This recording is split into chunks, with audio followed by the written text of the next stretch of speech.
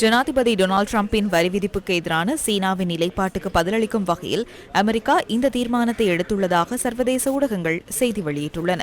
America தற்போது சீன இறக்குமதிகள் மீது 145% தீர்வு வரியை விதித்துள்ளது.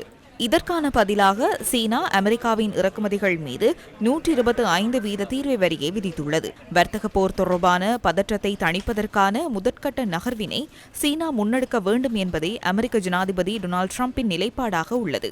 வர்த்தக போரை சமரசப்படுத்துவதற்கு சீனாவிடம் மண்டியிடுவதற்கு அமெரிக்கா எந்த வகையிலும் தயாராக இல்லை என்பதையே இது உணர்த்துகின்றது. சீனாவின் எதிர்வரும் நகர்விலேயே இந்த வர்த்தக போரின் அடுத்த கட்டம் அமைந்துள்ளதாக அமெரிக்கா சுட்டிக்காட்டுகின்றது.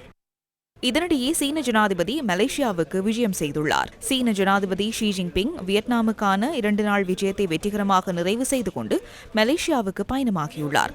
இந்த விஜயம் அமெரிக்காவை விட மலேசியா சிறந்த ஆதரவாளர் என்பதை வலியுறுத்தியுள்ளது. டிரம்ப் நிர்வாகத்தின் வரி விதிப்புக்கு பதிலளிக்கும் விதமாக சீன ஜனாதிபதி தென்கிழக்காசியாவின் நாடுகளுக்கான உத்தியோகபூர்வ சுற்றுப்பயணத்தை ஆரம்பித்துள்ளார்.